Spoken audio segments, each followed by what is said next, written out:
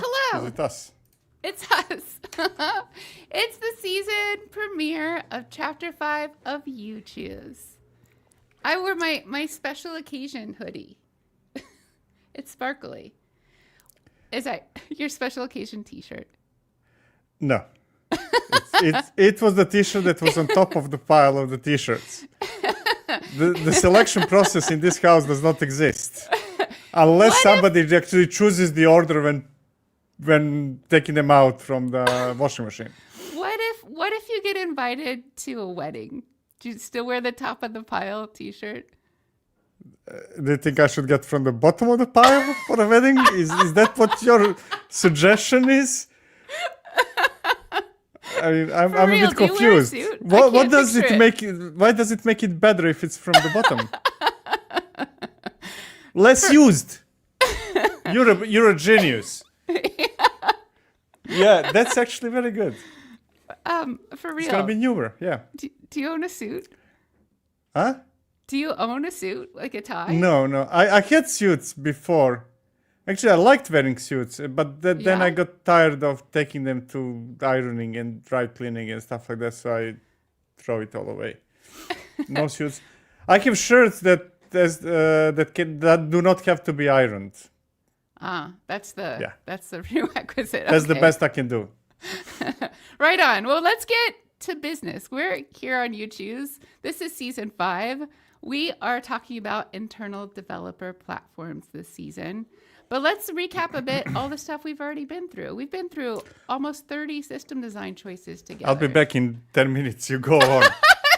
I didn't mean that detailed, but we talked about like all of this knowledge we've been building up until this point. I think we're like, this is like a culmination. Like we're getting into like some super cool use cases for all the learning we've done. And I think I just wanted to take a moment and appreciate how far we've come. So we talked about,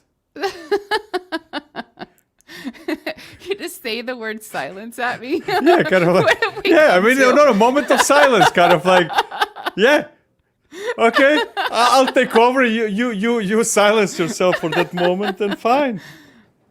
So we started from nothing, a source code on a developer's laptop. We created a development environment that had our source code running and connected to database. And then we made a baby production environment with GitOps and what else? Was GitOps and Ingress and a declarative, a cluster API and Crossplane declarative infrastructure. And then we did a whole chapter on Kubernetes security, so a ton of stuff there. And then we just wrapped up a chapter on observability, so all the different observability tools and system design choices.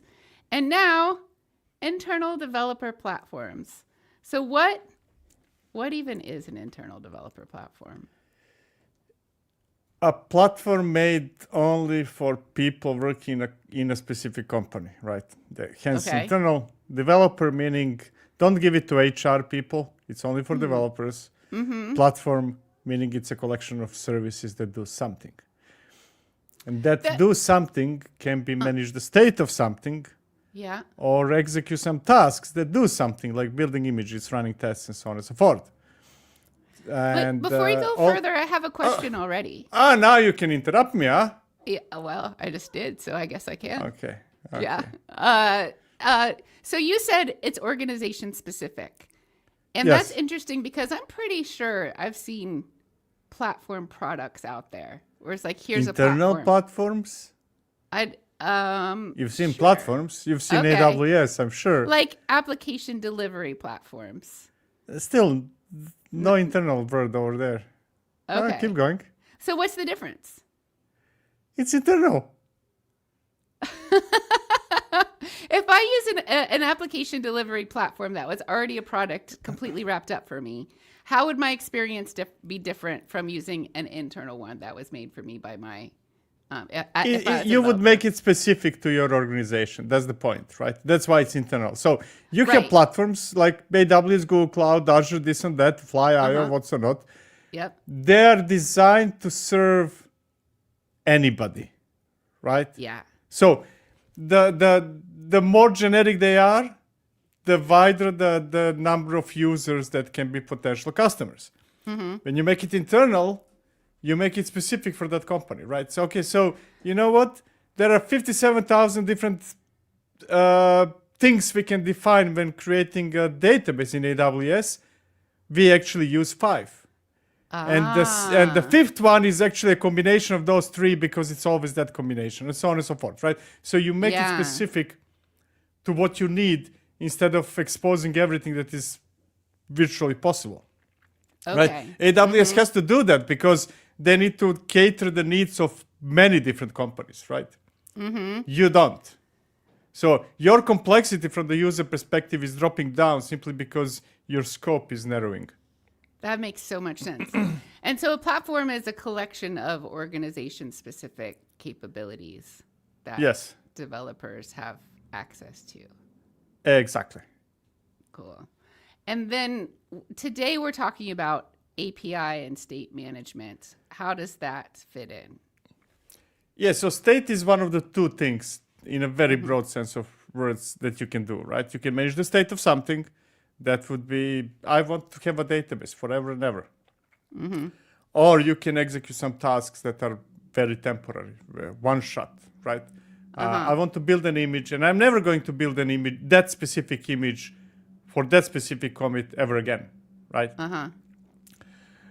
That's why we have those split into 2 episodes, state management and one-shot actions, or what people call CI, or what people call workflows, executing tasks. Now, workflows. Since all the tools we're going to see today, as far as I know, that manage state happen to create APIs through which you expose your platform to your users, we put them together simply because it's the same tool set, right? So otherwise, but logically speaking, those are 2 different subjects. How do I expose my services to my users, to my customers, to developers in my organization, and how do I manage state? So the database, as an example, you would put the database, that your organization-specific database behind an API, and you're not using a database API directly, not one that's provided by a cloud provider, because you want to add your organization-specific opinions. Exactly. Opinions, and those opinions very often are actually reduction of options, right? So, you know what? There are 1,000 different options I can have for the RDS. I need 5. Why would I expose 1,000 to my users? And then AWS does not allow me to manage schema for that database. I'm going to make a choice and say schema is still managed through this in the same way, through that same API. It's combined with the database server, and we're going to use behind the scenes whatever, right? Atoms. But hey, so I can combine capabilities of different tools, expose them, reduce the number of options to what people need, and so on and so forth. And you can offer the API that the developer sees can have way fewer choices, like only the choices that matter to them. And you can hide a lot of complexity behind that API too. So we use database as an example just to paint a really nice, clear mental picture. What are a couple other examples of capabilities, platform capabilities that might be? For state management or? Well, anything really, but yeah, state management, because that's what that. So state management would be, hey, I want my application to be running like this, whatever, on this URL, right? That's still a state. I want it running forever and ever until I change my mind, right? Okay, so the state of the application itself. Yeah, cluster, basically any type of resources, right? So infrastructure-y things more than application level things, or both? It's very hard to make a distinction these days, at least to me, what is infrastructure, what are services, what is software, right? Like Lambda is a good example. Is that infrastructure? Yeah, kind of, in AWS. Is it application? Yes, as well. Is it exposed as a service? Well, why not? Right. I'm trying to make things more clear, not less clear. Well, you picked the wrong person to talk to. Yeah, I wake up with that thought every Tuesday. After you choose Tuesday, I'm like, what have I done? So So it's called API and state management. So it's about managing state behind an API. So the two things in combination, not. Yeah, you will still you manage functional actions through an API, and APIs can be many different things, right? It's just that tools that manage state of stuff within the CNCF landscape, at least, or in general, tend to expose their whatever you create as an API endpoint. So that's why they're joined. Logically, they're two different things. Cool. So we're about to have guests on, one for Crossplane, one for Kratix, and one for KubeVela. That's the weakest point. That's the weakest part of this show, but go on. The guests? Having to invite guests, yes. I have a hard time friends. having you over there. I'm used to work alone, and now you bring more people to the party. It's like, when you invite a friend to your house, and that friend turns up with other people, and you say kind of, I was annoyed by you coming in the first place, but okay. Let's bring on some friends. But my question is, when we're thinking about these different tools that each do state management as part of platform building, what kinds of things are we thinking about when we're evaluating them? So it's all about. So actually, there are a couple of things. First, can I fine-tune and create this something to work specifically for my needs, whatever the needs are, right? That applies to almost anything we're going to do, not only state management. And on top of that, can I allow people to use it? Really, that would be the API, right? I'm greatly simplifying it, mostly because I'm trying to avoid entering into the differences between the projects that we are going to see and hear about. We're looking to combine different resources from different places behind one API. We're looking for an ability to provide a simplified experience for the developers and managing state. And we have a spicy chat right now. It's nice. Hello, everyone in chat. And even more people, you're saying. What have we done? What's going on here with me? It's the special occasion hoodie. It really. Let's. That's why I like drinking. Yeah. Yeah. In parties in general, right? I get wasted in half an hour, and then I don't know what's going on, and I'm not annoyed anymore. You could just pretend all the people aren't there. You're just in your own head again. Yeah. Let's bring our guest on to say hello. We're going to bring Fog on first. Fog, you're coming on screen. Hello. Hi, welcome. Thank you so much for being here. Will you tell us about yourself, please?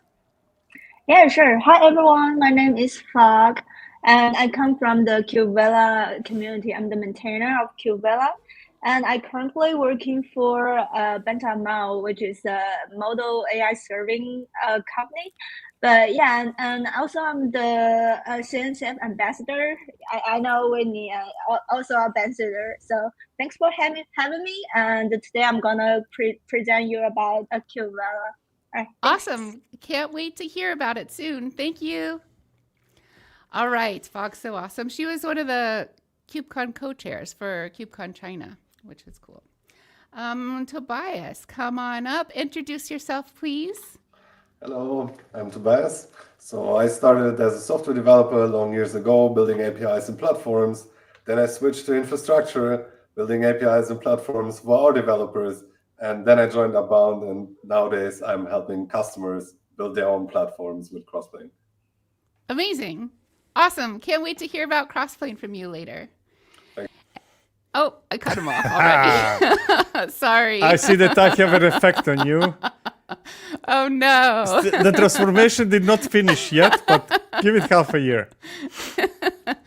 All right. Abby, last but certainly not least, Abby is here. Hello, welcome. Tell us about yourself, please. Hello. Thank you for having me. So I'm Abby. I work at Syntasso building Kratix. I'm also a co-chair of the platforms working group in the CNCF and have been a career. So I love trying to make that better. And that's what I do. Awesome. Can't wait to hear from you soon. Bye, Abby. Okay. I'm trying to wait to see if she's going to talk so I don't cut her off. All right, Fog, do you have the, Victor's going to start timing you. No, don't start speaking. Wait, I should be prepared, right? Timer. No, wrong one. I don't know. There we go. Go. What are you waiting for? I thought it's Go. Okay, so first I'm gonna introduce what is KubeVela. So KubeVela is a modern software platform that makes delivering and operating applications across today's especially hybrid multi-cloud environments easier. So you can see in this picture, we have KubeVela on the center. It can covers your delivery, and on the left side, we can integrate some continuous integration tool like Jenkins or other CI pipelines. And on the other hand, we can deploy KubeVela with your applications to different cloud, like either it's an on-prem Kubernetes or like public clouds like AWS or Azure. All right, so this is how your KubeVela application can be like. So we can, if you just want to deploy your simple components, you can just specify the components here. For example, it's just a very simple web service. It deploys a hello world application. And if you want to like add more trees to that component, you can add the trees here. For example, you can like expose some service or add a scalar to your web service. So that's the simplest one. You just specify the components and also the trees. But you know, in today's hybrid world, you can the real scenario could be more complicated. For example, you have multiple environments and you want to deploy your application to all of them. Then you can add some policies. For example, we have two environments specified here. So the first one is more like a local cluster in the default namespace. It can be used for testing. And the other one is a production one. So this one means you have a production environment and you also want to deploy application to it. And also you can have some strategy to like add more replicas to your production deployments. So that what's happened when you have multiple environments and you want to deploy your components to all of it. And if you want to control more specifically, you can add a workflow to your application. So that means you can control how your application will be deployed step by step. So for example, the most common case is that the first, we will deploy your application to the task environment, the local here. And after deploy it, we will have a suspension here. Will require like a human approval for this application to continue so that you can have time to testing your application in the test environment. And after it is approved, then your application can be deployed to the production with like multiple replicas to make sure it's high availability. So that's what you can see with KubeVela application. It manages your environments and can be deployed to different clusters, and also you can control your workflow and add your policy.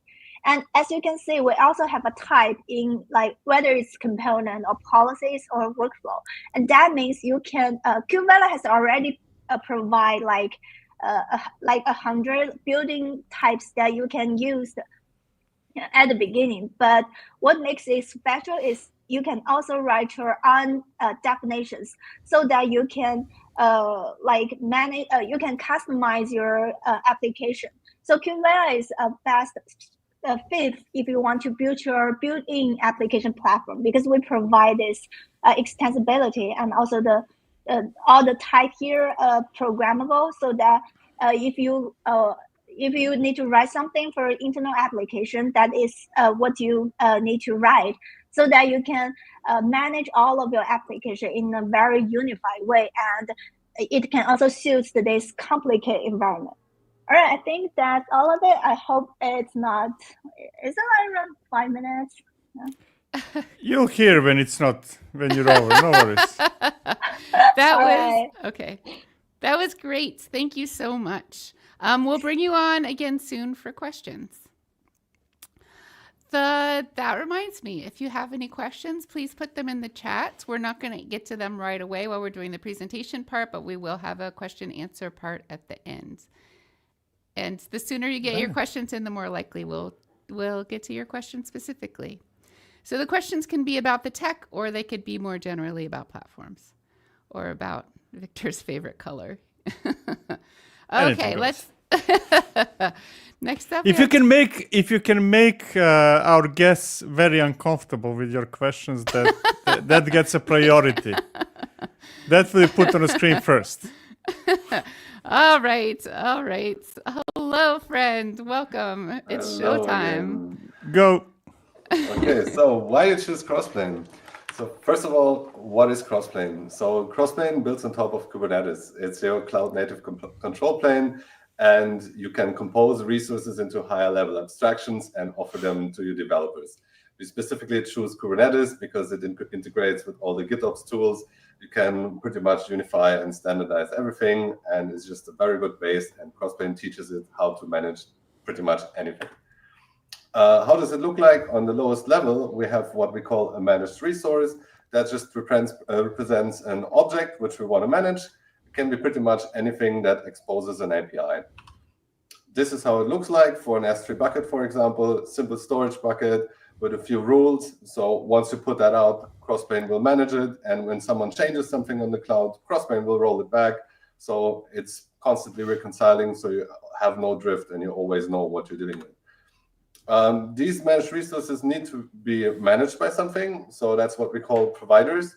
They install CRDs to your cluster. So you have all these objects in the cloud available as actual Kubernetes objects. And they get, as I said, reconciled by the providers. And on top of that, we have what we call a composition. So you see, like, it's no longer managed resources. It can be, for example, in this case, like a simple application consisting of a Helm chart, maybe an S3 bucket, maybe an RDS database. So the important thing is that during the composition phase, Crossplane has something which it calls functions. So in the composition, they run a step-by-step sequence of these functions, and you can pretty much write them in any language, and you can do whatever you want with it because it's an iterative process. Or you choose more something like a patch and transform, for example, which gives you a more declarative way of managing these things. This is how a composition looks like. It's just a name and the pipeline I just specified, and it referenced to an actual composition. On the next level, we have what we call CRDs. It's a composite resource definition. This is what you define how your users can interact with this thing. It, in the end, will also create a Kubernetes custom resource into your cluster, and you can then, for example, restrict access to it with RBAC rules and so on and so forth. It's just purely in the Kubernetes ecosystem from there on. This is how an XRD looks like. So you pretty much have just a little bit of a boilerplate header, and down there you see that it's actually offering an open API schema, just like you're used to if you're writing custom resource definition, giving your user the full spectrum of what you want to offer. So the nice thing about that is that you can actually package this thing, like your whole API, into something which we call configuration that you can build as an OCI image and push to some repository and make it distributable, use it as an artifact to propagate through your stages, and everyone is happy. Next level is when we come to actually offering this stuff. So as I said, like you define your application type, it gets offered to users in a namespace, for example. You can also choose to offer it cluster-wide only for platform builders. And at the end of the day, it can look like that. So you have a simple application claim, which just defines all the things you want to expose. Like, for example, you want to just offer databases of size small, medium, large, for example. That's what you do in your company. Fine, you're covered. You hide all the complexity. You can have, for example, in this, like S3 buckets. Here you have just my S3 bucket. Maybe you need a backend image, whatever it is you define. And at the end, everyone can consume your application, build their own services with it, and everyone is happy.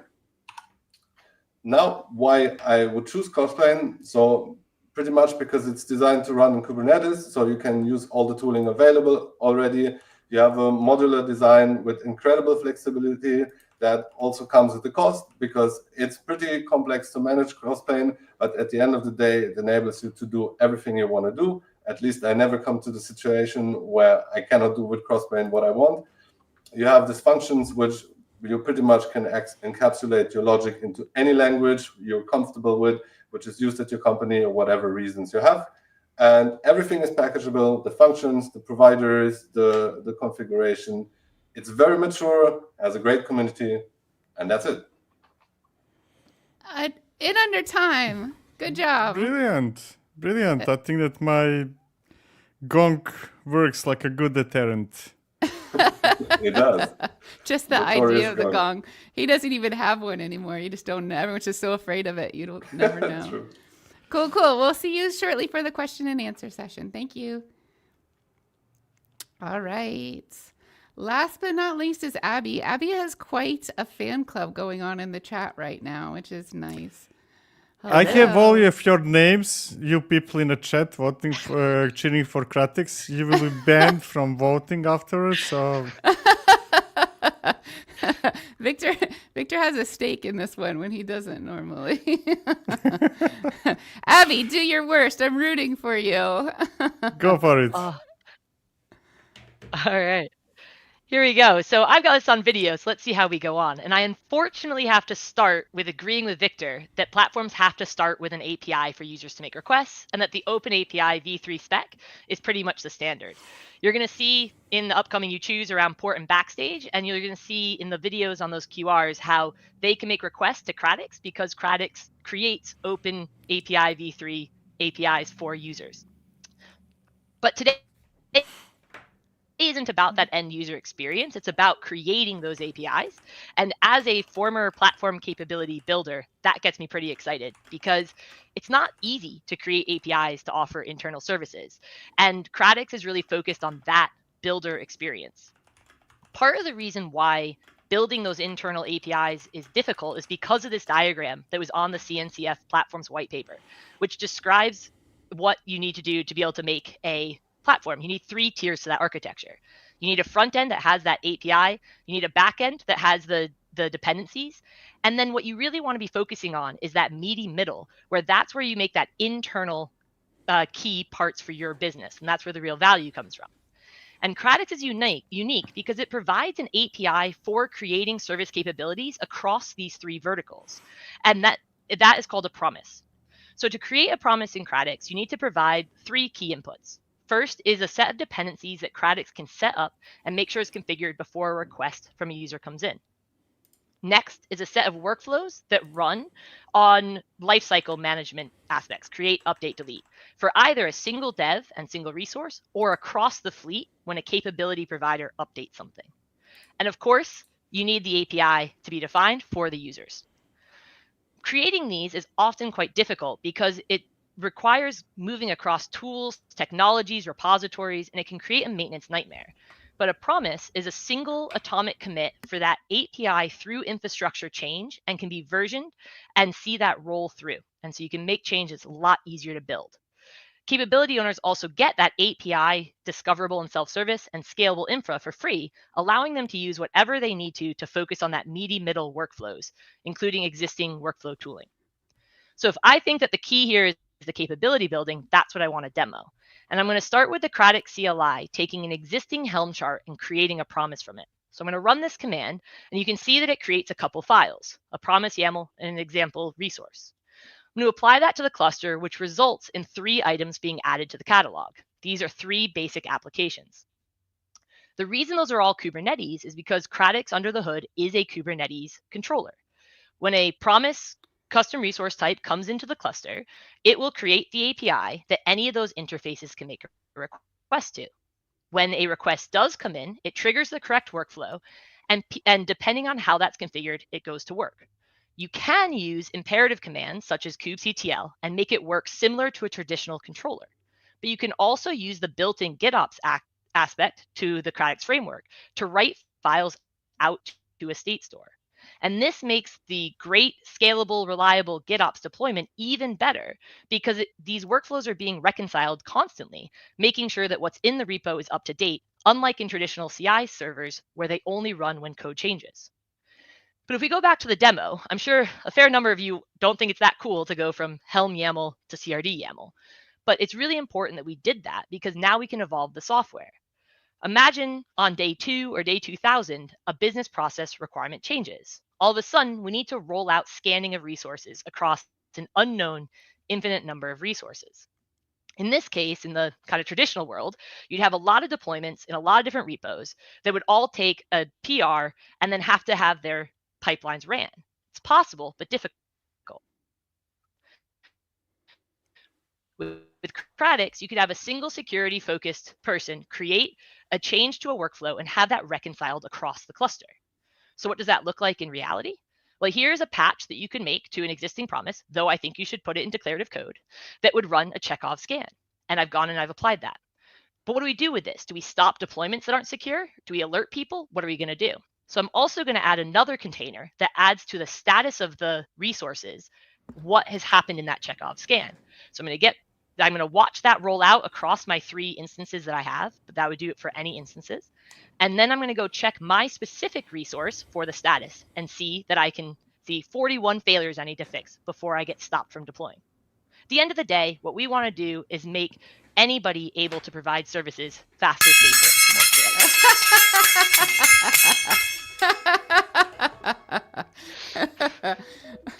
What a joy. Hello. I was afraid I will not be able to do that today. Thank you, Abby. I really appreciate it. Welcome back, everyone. Thank you so much for your great presentations. Please do ask questions in the chats, but meanwhile, I have questions too. Both Abby and Tobias brought up Kubernetes. I want to know how Kubernetes, more generally, maybe this is a question for Victor, how Kubernetes fits into a platform story. And then I want to hear from each project about whether you have a hard requirement on Kubernetes. And I guess if you want to say anything more about Kubernetes. So Victor, you first. Why is Kubernetes important for platform building? I think that I will answer it in more generic terms. It's not necessarily only for platform building, right? Kubernetes is the first time, as far as I know, that we all agreed on certain standard, right? This is the API. You can extend it, but you need to follow those rules. This is how you make things run, and so on and so forth, right? Kubernetes enabled us to all of us work on different projects with different capabilities, different ideas, yet all those things somehow work together, right? And on top of that, Kubernetes has certain capabilities that almost come out of the box. You heard already a couple of times about APIs, right? Building APIs on top of Kubernetes gives you 2 things, right? Gives you that standard. We all understand the spec will be different from one case to another, but we all understand how to actually interact with this API. And on the other hand, it's trivial how to create new endpoints, right? And that Kubernetes simplifies that greatly. So it's a standard, it's simplification. There are capabilities that you can just use out of the box and a few other things. Simply, I don't think that we ever had something like Kubernetes in terms of as wide of an adoption of a standard. To me, that's more important than, it can run containers, right? Being able to run containers is the least interesting thing to me about Kubernetes. That may be the first time I've heard someone say that Kubernetes is a simplification.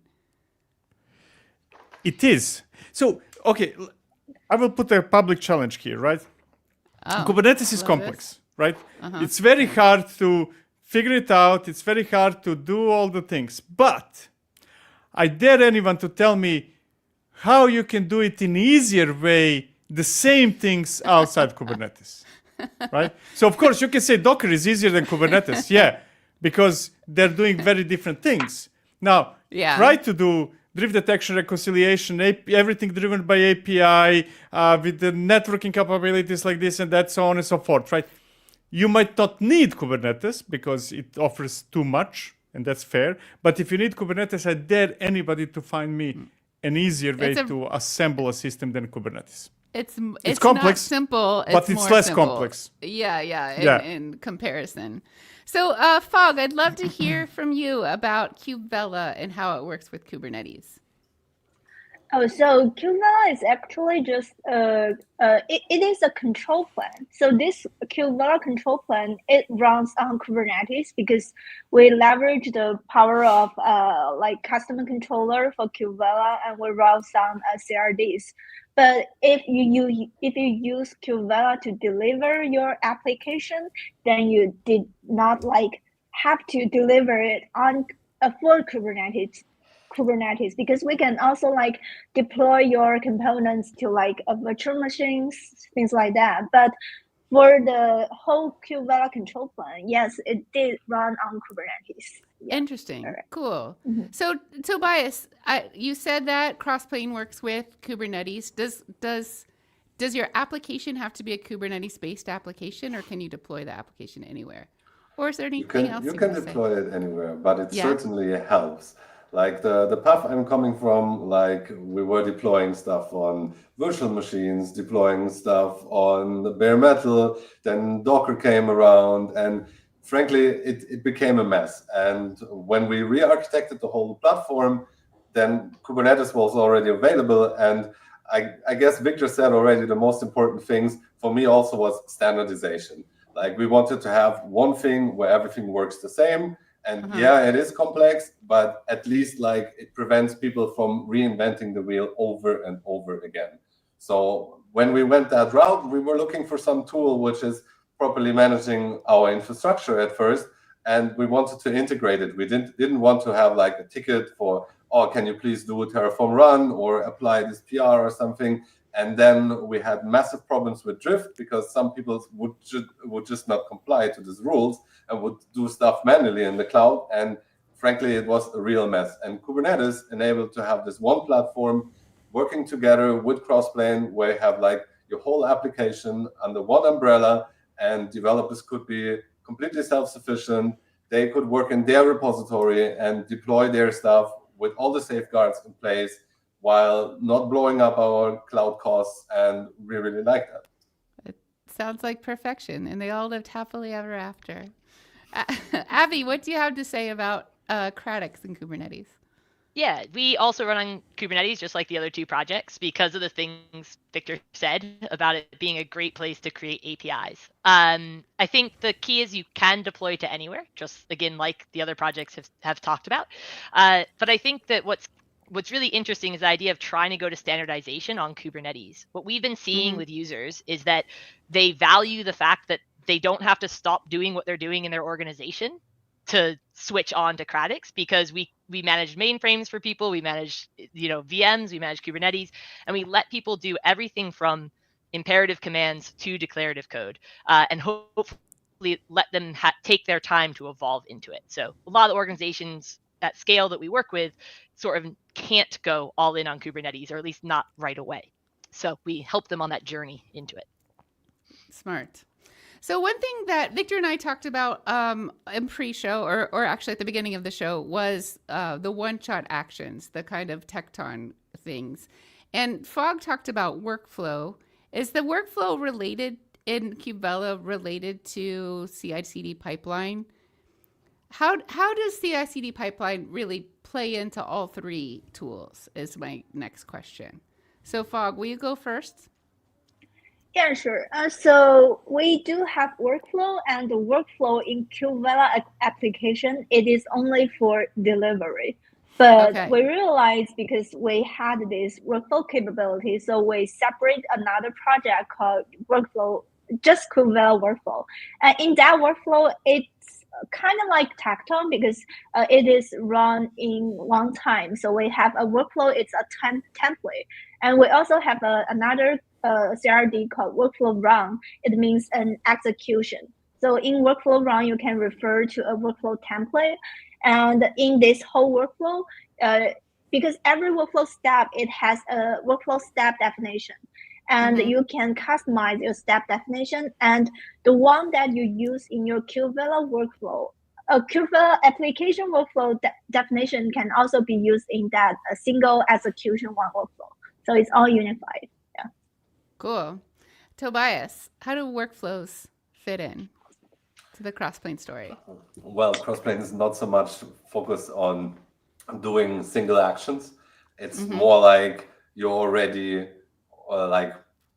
it's really not focused on that. Like we have a space for imperative actions, but that's mostly revolving around if you need to verify a CIDR, or maybe you need to get like additional objects from your cluster, or maybe you need to call your cloud provider API to get some additional information.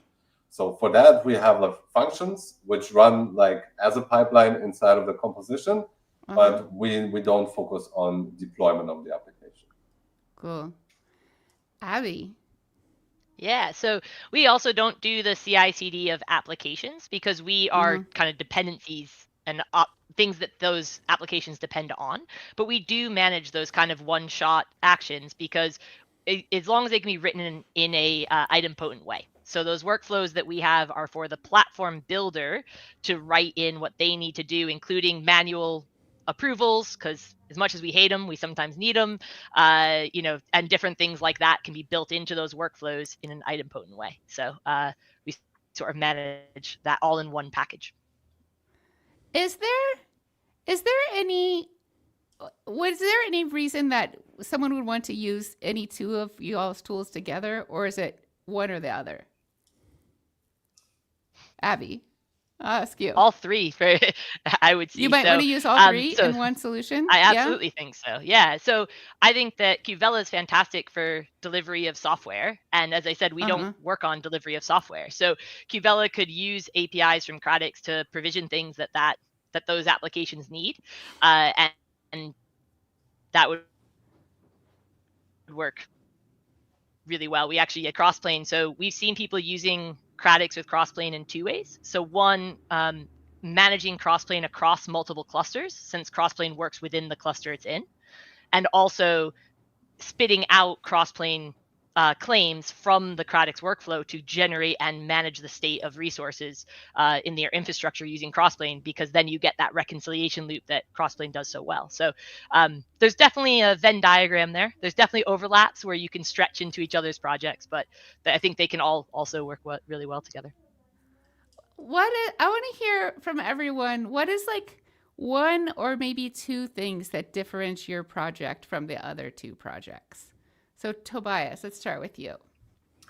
I would say most probably it's the modularity and flexibility, because with Crossplane you can manage your definition separately from your composition. You can point your API to different compositions at any time. You can pretty much compose any object with it. Like once someone written a provider for it, like you can pretty much manage everything. So it's really like a toolbox, and you can choose at whichever abstraction layer you want to build.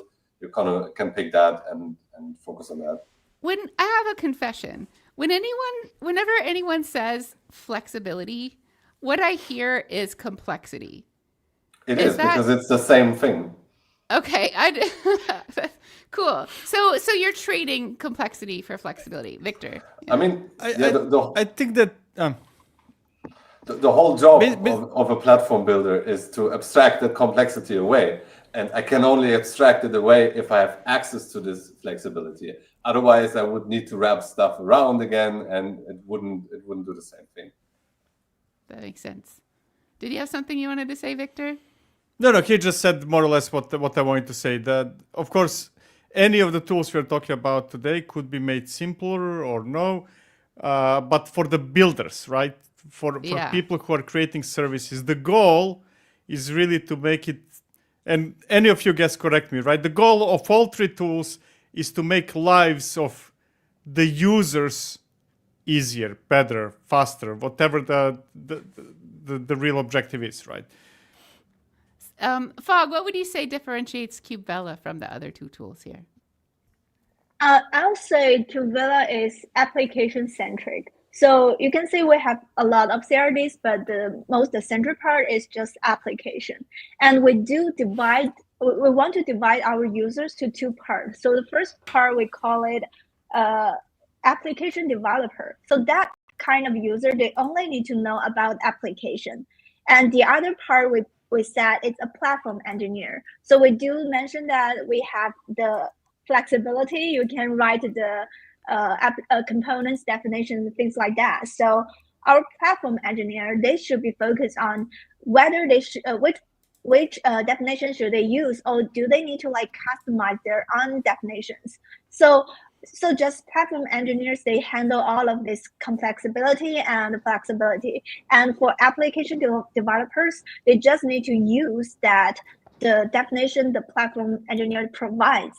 So they just need to care about the application things. They're the real developers of application. So I think that's the main difference in KubeVela. That makes sense. And Abby, what makes Kratix stand apart? I finally get to disagree with Victor, which is great.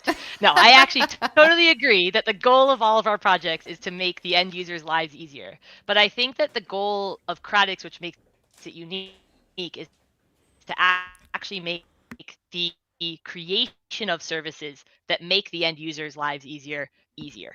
So it's sort of a two-tier process with Kratix. We're focusing on the provider of services in your organization, making sure that everyone can contribute that are subject matter experts in an easy way, that then in turn creates great end user experiences. So I think that makes Kratix quite unique in that space. And I think the second thing is that GitOps aspect that's built in from the core, because it brings with it fleet management and a whole lot of really nice disaster recovery aspects and other things. So I'd say those two design decisions of the Promise API for builders of services and the GitOps backend are two really powerful bits. That brings up something we haven't really talked about yet this episode, which is the platform being the space in between experts at the organization and consumers at the organization. And so, yeah, Victor. Let me add something that very often you will see that same person or people can be both, right? So you can be an expert in databases and you say, okay, I'm going to create a service, the database is a service, right? But I'm not so good at, I don't know, applications, to say something, whatever that is. So I'm going to both provide something as a service and consume service provided by others. So it's not necessarily black and white kind of, oh, you're either on left side or right side. Yeah. And this is more on a principle, nothing to do with any of the tools we're talking about. Unless any of the guests tell me otherwise. Abby always wants to pick a fight. She will tell me that. No, I completely agree. I use the example all the time, Whitney, of like being on like a platform like Etsy, where you might want to go, there are creators of things and there are buyers of things. And the platform is the thing that creates services that make it easier for sellers to sell and buyers to find and purchase. And Victor's point, like you might be a great woodworker, but want to buy knitted things, right? Just because you are a seller in some cases doesn't mean you're not a buyer in others. That's just platform logic. And I think that's what we're all doing with our internal platforms as well, in some way or another. So you're saying Kratix has some sort of interface or experience for the expert to create their resource that makes it easier, when Tobias is saying there's a lot of complexity to make a resource. Is that what I'm hearing? Yes, Tobias? You froze him. He's finished. I'm He's not done. sure what to say. Like, I mean, of course, like you want to abstract complexity away, not only for your consumers. I mean, I don't want to dive deep into like how to create a database every time. I want to define it also for myself. Maybe infrastructure team needs databases as well to back our services. Then maybe I can have like at least a similar database abstraction which builds on top what we already have, or the other way around, pretty much. It's all about not repeating what you did already and not exposing yourself to the full thing every time. Can be useful for both parties. Yeah, that makes sense. It's all in the end. In the end, I don't think things can be less complex. It's just a matter of where that complexity goes, right? What were you going to say, Victor? Yeah, I mean, I dare anybody to find me a person who understands every single parameter of a single API endpoint in AWS. Pick any you want. Any you want, RDS, and tell me that you understand everything there is to it, right? You don't. You're picking the things. You're always picking the things that you care about, right? Because those are very general tools that need to serve everybody. You need only a fraction of that, right? And then the question with the platform is, okay, so if I need to go through the pain of AWS, and I'm using AWS as an example, applies to anything else, of understanding 5,000 things, do I need to expose it to everybody else, including myself? Because at least this is me. I'm not saying that this applies to everybody. Once I figure out what I want, I'm not going through that API again. I'm not doing that again, ever again. I enjoy your dares, Victor. Does anyone take you up on them? Does anyone say, Yeah. actually, I do know every endpoint in the RDS? Yeah. Until Yeah, AWS bring it on. releases a new one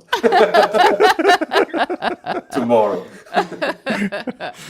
Okay, we've had a chatty chat, but not a very inquisitive chat. So I don't have any questions from the audience, but I'm going to have one last one. And if none come up, then we'll wrap up the show. And the wrap up one is just kind of a catch-all of is there anything about your project that you want to highlight that you don't feel like got mentioned so far? Or maybe in the context of our conversation afterward. Would anyone like to go first? You got everything covered. You covered everything perfectly. It's all done. Okay, so Tobias doesn't need to go. That's German speaking, of course. Anyway, where did you hear a German failing on the first attempt? Never. Fog, what would you like to say? Yeah, I actually I wanted to say more about the definitions of KubeVela because it's really powerful but also complicated. So it's hard to finish them in 5 minutes. And also I kind of agree that we cannot just simply separate user to application developer and platform engineer because that's what KubeVela wanted to do. But in our practice, most of our users are just platform engineers, and they use KubeVela to build their internal platform, and that platform is for application developer. So that's the most cases we found because we really want to target more the application developers, but the truth is because KubeVela has so many capabilities that makes it more complicated. Yeah. So if you are just an application developer and you know nothing about Kubernetes, it's hard to know about KubeVela and possibly all of the CNCF softwares because that's the thing. Right, I think that's it. Thanks. All right. Yeah, thank you. Avi? I think similarly, knowing how to navigate Kubernetes makes life easier with Kratix. That's very core to our kind of platform building user experience right now. But yeah, I think it's just that's the focus. Our focus is on the platform engineer and specialist providing services. So that's really what we want to focus on, and particularly in organizations that have a lot of complexity with lots of regulations and things and aren't able to take advantage of that really simple Kubernetes only architecture, because if you can still use Kratix, but you may find that it isn't as powerful for you, as necessary for you as another solution might be. So awesome. All right, we're going to take one final statement from each guest. I really am not going to go to you, Tobias, because you said you had it covered.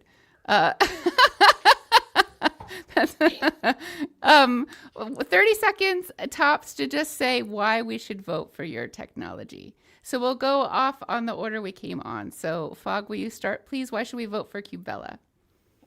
Yeah, so if you're looking for application-centric and you also have multiple complicated environments in your organization, you want to deploy your application to different environments, and your application is originally from different format, we have definitions to help you to simplify it and help you to unify, deploy your applications to different environments. So that's the reason you should vote for it. Thanks.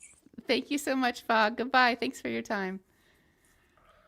And Tobias, yes. Yes. So if you want to really scale up things very large, you want to build your cloud of the clouds, choose between all of the cloud providers, manage everything like your database schemas, like your applications from start to end, then you would choose Crossplane. Crossplane, flexibility. Yeah. All right. Thank you so much. And why should we vote for Kratix? I feel like I should just mic drop to annoy Victor, but Just actually, like, just to make Victor if mad. you Did they ever get just to make annoyed Victor at you, mad, Avi? but really, if you want to stop being a bottleneck, if you want to stop being a bottleneck as a platform engineer, and you want to enable your organization to build on the platform instead of you always having to accept the requests for new services on your platform, I think that's the really key user experience for Kratix. So, yeah. Amazing. Thank you so much for your time today, Abby. Goodbye. And then there were 2. So yeah. What did you learn today, Victor?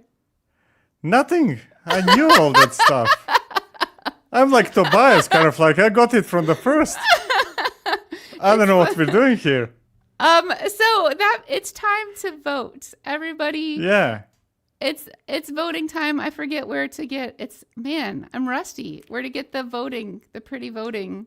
Aha. There it is. Time to vote. So we vote in the CNCF Slack. So the place to do that, I'm going to put it in the chat here, is if you've never been on the CNCF Slack, you go there to get an invite. And then if you have been there, you go here to go to the You Choose channel. And then the voting will be live right at the top of the hour. So in 4 minutes, the vote will be live. Please join and please vote.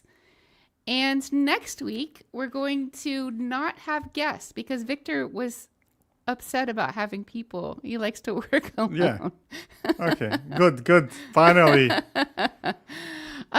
We don't have guests because 2 important parts of building a platform are state synchronization and are the guardrails that you have policy. And so, but we've already done episodes around GitOps and around cluster level policy. And so Victor and I are just going to recap what you've already chosen. Not just, it's going to be a joy. We're going to recap what you've already chosen, and we're going to build those technologies into our platform building demo without any guests because we already talked about it. Yeah. So that's what we're doing next week. Please join us. Anything you'd like to add?